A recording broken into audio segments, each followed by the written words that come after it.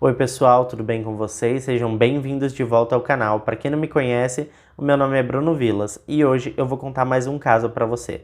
Se você está chegando por aqui agora e ainda não é inscrito no canal, eu já te convido a se inscrever no canal e ativar o sininho para não perder as notificações, porque assim, todas as vezes que eu publicar um vídeo novo, o YouTube te avisa e você corre aqui para assistir comigo. Pessoal, os nomes que aparecem nesse caso não são do meu idioma, então assim, eu já quero ressaltar que se tiver algum erro de pronúncia, vocês me perdoem. Não é o meu idioma nativo, então eu não sei pronunciar essas palavras direito ainda. Bom, sem mais delongas, vamos para o caso de hoje.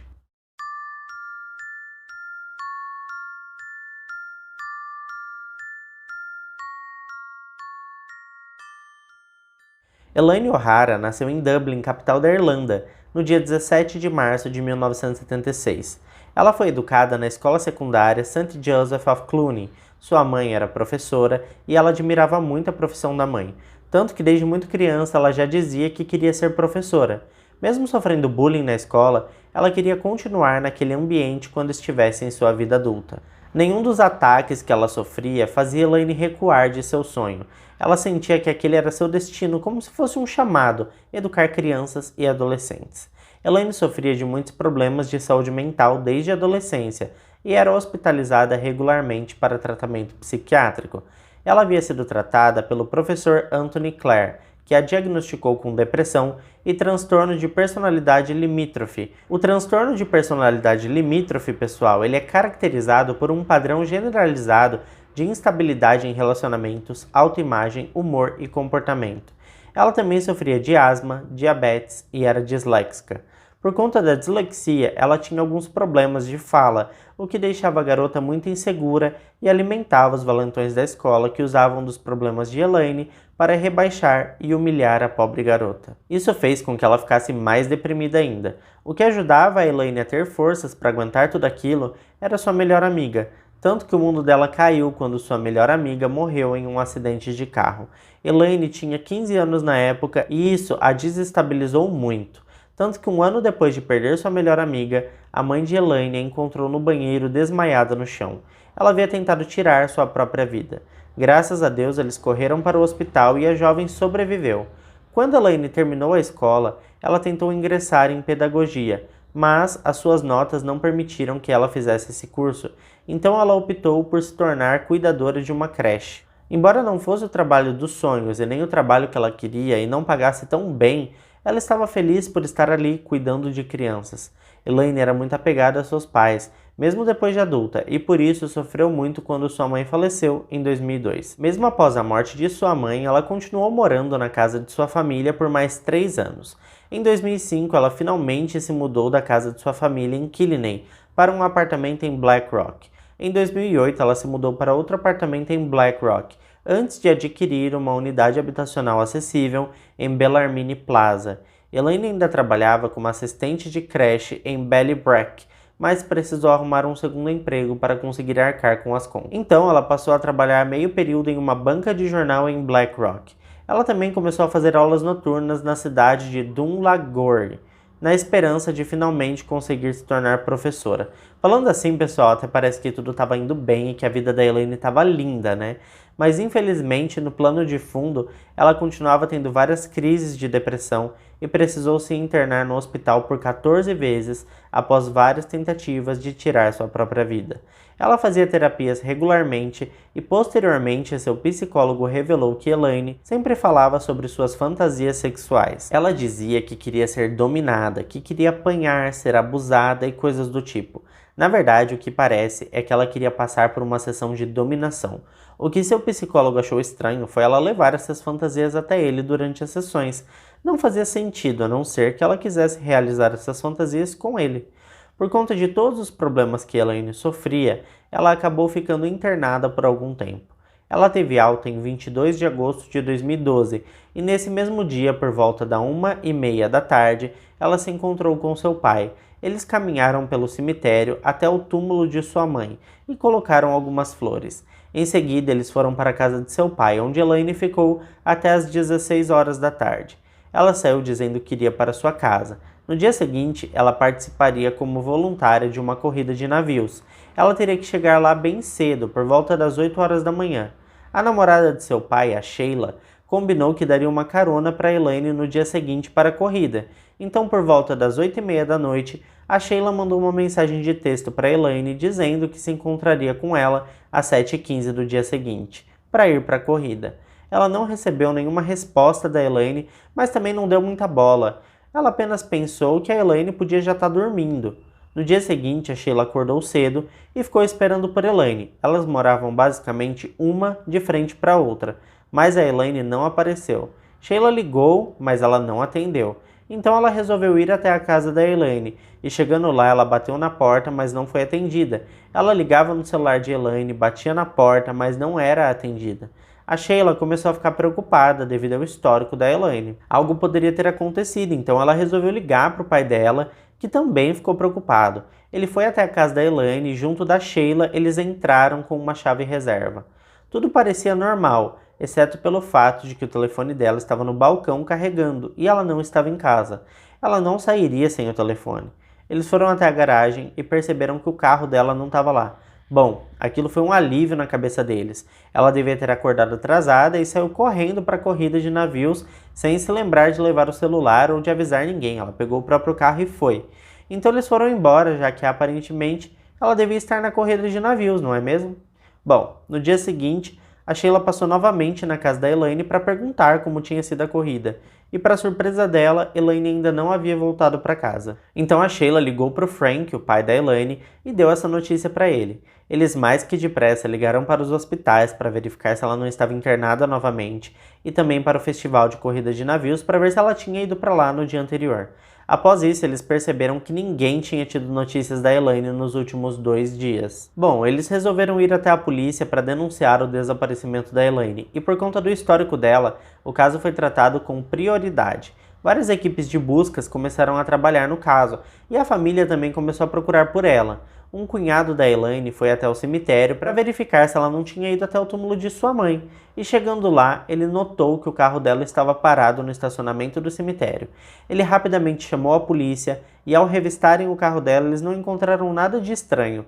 A única coisa que chamou a atenção da polícia foi o carregador de um celular, que era incompatível com o celular da Elaine. Isso porque se tratava de um carregador de um celular Nokia, e a Elaine tinha um iPhone que estava na casa dela carregando em cima da bancada. A polícia então resolveu revistar a casa dela e aparentemente nada parecia estranho ou fora do lugar. A única peculiaridade foi que eles encontraram uma caixa de sex shop com algemas, correntes de metal e máscaras de gás. Havia também um bloco de notas com vários sites de fetiche anotados.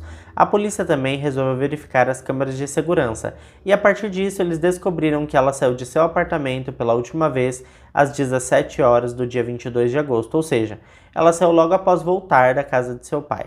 Nas filmagens, a Elaine carregava um telefone na mão, porém o telefone dela estava na cozinha carregando. Ela não havia levado o celular. Então, que celular seria esse? A polícia se dirigiu até a família e perguntou sobre esse segundo telefone e também sobre a caixa do sex shop. Mas a família estava tão surpresa quanto a polícia. Eles não sabiam de nada sobre esse segundo telefone, muito menos sobre essa caixa de sex shop. A polícia então resolveu verificar o estacionamento onde o carro dela foi encontrado. Acontece que aquele estacionamento não é apenas o estacionamento do cemitério, mas também de um grande parque chamado Changnaf. Eu não sei se é assim que pronuncia o nome, pessoal, mas é assim que se lê. Então eles não conseguiram afirmar se a Elaine havia estacionado para ir ao parque ou para ir ao cemitério. A principal teoria era de que ela havia ido visitar o túmulo de sua mãe, mas e se não fosse isso? Então a polícia resolveu ir até o parque para perguntar para as pessoas se elas tinham visto a Elaine no dia 22 de agosto.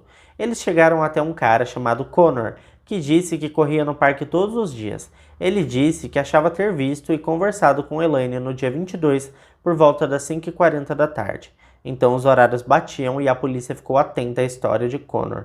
Connor disse que estava correndo pelo parque quando foi parado pela Elaine. Ela perguntou a ele sobre uma ponte que cortava uma linha de trem. Ele deu a direção para ela e ela saiu.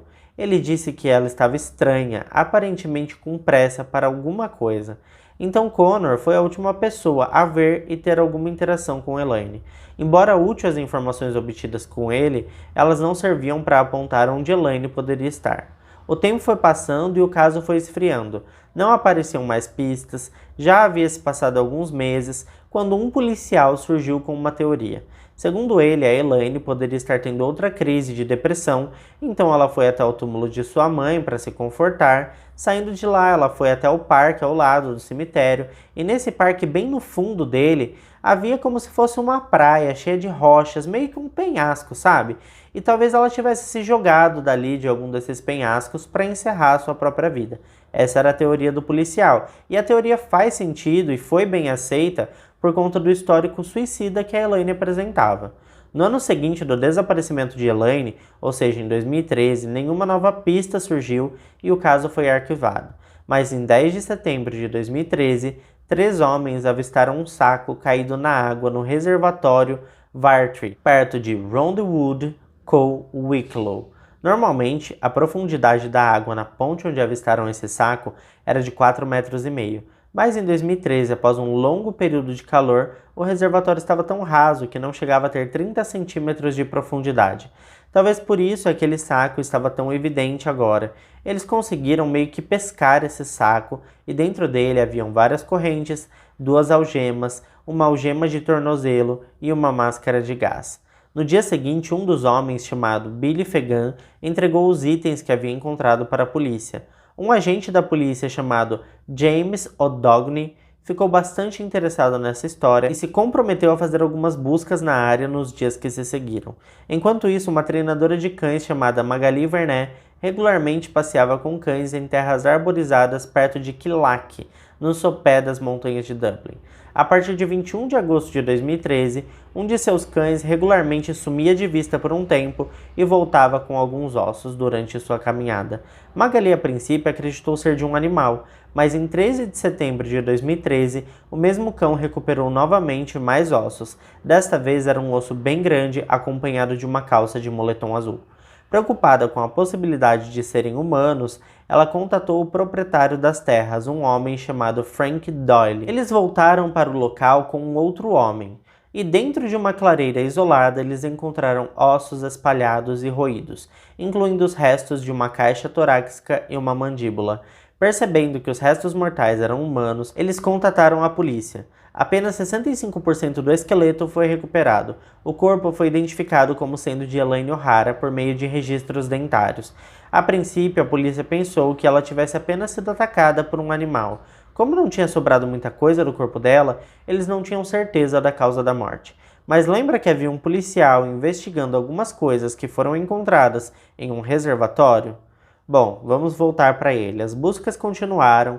Em 16 de setembro, eles encontraram mais algemas, chaves, uma máscara de couro, uma faca, um inalador e uma corrente com um anel. Um cartão de fidelidade da Dunes Store foi encontrado anexado a um chaveiro que foi identificado como pertencente a Elaine O'Hara. A Garda Water Unit vasculhou o reservatório entre 17 de setembro a 7 de outubro de 2013, encontrando 2 telefones celulares Nokia, 2 baterias de celular, um par de óculos de sol e uma mochila. Um número na armação dos óculos e a receita correspondiam aos registros de Elaine O'Hara arquivados em uma filial da Specsavers, em Dunlagore. Tudo isso deu um novo rumo para o caso, porque dificilmente a Elaine se livraria desses itens antes de ser atacada por um animal ou de tirar sua própria vida. Ficou evidente que alguém tinha feito isso com ela, mas o que a polícia ainda não sabia era quem e o porquê. Eles então decidem voltar para o apartamento de Elaine para tentar achar alguma pista que poderiam ter deixado passar, mas de novo nada estava fora do lugar. Até que um policial resolve começar a levantar os móveis, tirar tudo do lugar, virar tudo de cabeça para baixo para tentar encontrar alguma pista. E quando ele vira o colchão, ele descobre vários furos de faca e muitas manchas de sangue. Tudo isso na parte de baixo do colchão. Todo esse material vai para análise e eles descobrem que aquele sangue era da Elaine. Além do sangue, havia uma amostra de sêmen ali naquele colchão. Mas eles não conseguiram identificar de quem era aquele sêmen porque não estava no banco de dados deles. O que a polícia conseguia afirmar com certeza é que a Elaine não havia morrido naquele momento, naquele colchão, e provavelmente ela mesma tenha virado o colchão para ninguém descobrir aquilo. A amostra de sêmen foi guardada porque a polícia tinha a intenção de selecionar alguns suspeitos para fazer uma testagem do DNA. A polícia estava em posse do celular e também do computador da Elaine, e eles descobriram que seu histórico de navegação só apontava para vários sites de fetiche e de encontros de fetiche. Ela visitava esses sites basicamente o tempo todo desde 2006, ou seja, até o seu desaparecimento, ela já estava há 6 anos nesse mundo do fetichismo. A polícia descobriu que Elaine mantinha um perfil de escrava submissa na maioria desses sites e que trocava mensagens constantemente com cerca de 8 homens. É claro que esses 8 homens foram chamados para prestar depoimentos. Todos eles disseram que cortaram contato com a Elaine após perceberem que ela gostava de algumas coisas um pouco mais pesadas e até mesmo perigosas. Havia ainda mais 2 homens que se destacavam para a polícia nessa investigação. O usuário desses 2 homens estava como Arquiteto 77 e Arquiteto 72. Ambos os usuários pareciam pertencer à mesma pessoa e ambos conversavam com Elaine desde 2007. Eles também encontraram um e-mail bastante interessante na caixa de entrada da Elaine. Esses e-mails eram de 2008, 4 anos antes do seu desaparecimento. Esse e-mail tinha como remetente feticheboy@gmail.com e era um e-mail bem longo, mas para resumir, ele dizia basicamente que sempre pensava nela e que estaria pronto para fazer o que ela pediu para ele fazer. A polícia conseguiu identificar que esse e-mail era o mesmo e-mail utilizado para criar a conta do Arquiteto 72 no site de fetiches, ou seja, eram a mesma pessoa. A polícia percebeu que vários arquivos haviam sido excluídos do computador da Elaine, então eles recuperaram esses arquivos com softwares especializados, e a maior parte desses arquivos eram pornografia pesada, que incluía sadomasoquismo pesado. Além disso, eles encontraram um contrato que seria um tipo de contrato de submissão, que foi criado em setembro de 2010 e basicamente citava os direitos e deveres de um escravo sexual. Foi encontrado também várias fotos de Elaine nua, e nessas fotos dava para ver que Elaine tinha várias cicatrizes em seu corpo. Além dessas fotos, encontraram uma outra pasta com várias fotos de mulheres mortas. A polícia ficou espantada com tudo aquilo, mas as investigações tinham que continuar, e com a ajuda de uma equipe especializada em sites e softwares, conseguiram identificar o dono do e-mail feticheboy@gmail.com, que também era o dono do perfil Arquiteto72 em um dos sites de fetiche. Se tratava de Graham Dwyer, um arquiteto. Surgiram evidências de que Graham e Elaine iniciaram um relacionamento sexual que envolvia escravidão, violência e facas. A relação foi muito intensa ao longo de 2008. Vídeos de sexo violento caseiro e fragmentos de e-mails foram recuperados dos laptops dos dois. O relacionamento deles diminuiu, mas foi reatado em março de 2011, quando Graham contatou Elaine por meio de um telefone celular pré-pago. Graham tinha um número de telefone celular que começava com 083, e tanto ele quanto a Elaine tinham telefones celulares com números que começavam com 086. A polícia ficou bastante intrigada com algumas mensagens que foram trocadas entre Graham e Elaine através daqueles telefones que foram descartados no reservatório e que a polícia recuperou. Nas mensagens, Graham se denominava sob o nome de Master e Elaine como Slave. As mensagens basicamente falavam sobre sexo violento e até mesmo mortal, e o desejo de ambas as partes de consumar esses atos. Tudo isso era mais que necessário para a polícia conseguir um mandato de busca na casa de Graham, e foi na residência dele que descobriram mais evidências. Ele foi preso e inicialmente negou conhecer Elaine, que foi refutado por imagens de câmera de segurança na casa de Elaine e a presença de sêmen em sua cama, que nessa altura já tinha se confirmado sendo de Graham. Mais tarde, ele negou ter assassinado Elaine O'Hara. O julgamento começou em 22 de janeiro de 2015. No julgamento, os vídeos de sexo caseiro e violento e fragmentos de e-mails recuperados forneceram evidências do uso sexual sadomasoquista, violência e facas. Numerosas mensagens de Elaine O'Hara se referiam a repetidas ameaças de Graham de esfaqueá-la e matá-la. A defesa de Graham, Sr. Remy Farrell, argumentou que não havia nenhuma evidência ligando Graham Dwyer à morte de Elaine O'Hara. Elaine tinha um histórico de depressão e a sua causa da morte nunca foi determinada por patologistas. Ela havia recebido recentemente alta de um hospital psiquiátrico, no qual ela havia sido internada após ter tentado tirar sua própria vida. Não houve nenhum indício de prova a respeito da causa da morte, nem mesmo a prova de que se tratava de um homicídio. De acordo com Remy Farrell, Tanto a polícia quanto a sua própria família acreditavam que ela havia tirado sua própria vida. O interesse de Elaine O'Hara no estilo de vida BDSM era conhecido pela polícia desde antes da descoberta de seu corpo, e havia muitas circunstâncias que poderiam ter levado à sua morte. Sean Garrin, promotor, disse que as evidências acumuladas apontavam para um plano detalhado de Graham Dwyer para cometer e escapar impune desse assassinato. Dwyer usou a baixa autoestima de Elaine O'Hara para manipulá-la. Seu desejo de matar uma mulher estava bem documentado em vários textos que ele escrevia. Elaine O'Hara não era participante voluntário da violência sexual. Ela repetidamente expressou seu desejo de não ser esfaqueada e não ser espancada. Ela apenas queria companheirismo, amor e um filho. Sabendo que ela havia recebido recentemente alta do hospital psiquiátrico, Graham a atraiu ao cemitério com a intenção de levá-la para as montanhas e matá-la, esperando que, se seu corpo fosse descoberto, sua morte seria considerada um suicídio. Mas a tentativa de esconder seu relacionamento com ela, escondendo os telefones celulares e os pertences pessoais de Elaine O'Hara, era uma prova clara de sua intenção. Em 27 de março de 2015, Graham Dwyer foi condenado por um veredito unânime à prisão perpétua. O juiz Tony Hunt afirmou que concordava 110% com a decisão do júri. Como Graham nunca confessou o crime, nós nunca saberemos qual foi a real dinâmica dos fatos. Por conta disso, tem quem acredite que Graham tenha sido condenado injustamente e que Elaine tenha realmente tirado sua própria vida ou sido atacada por um animal.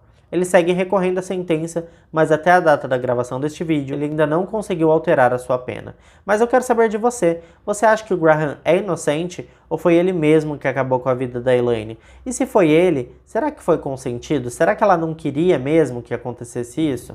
Deixa pra mim aqui nos comentários a sua opinião. Eu acho esse caso bem complexo assim e misterioso porque tinha relatos de que ela queria, que acontecesse essa situação, que ele tirasse a vida dela, e tinha relatos de que ela não queria. Tinha algumas mensagens contraditórias, assim. Conforme eu fui fazendo o roteiro, fui pesquisando sobre, eu vi que ela tinha alguns relapsos, sabe? Assim como aconteceu que ela tentou tirar várias vezes a própria vida, né? Mas eu quero saber a opinião de vocês mesmo, pessoal. Deixa pra mim nos comentários o que você acha que pode ter acontecido com a Elaine. E se realmente, não foi o Graham que fez isso, ele foi condenado injustamente.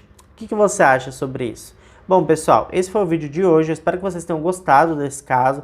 Eu fico por aqui e até o próximo vídeo.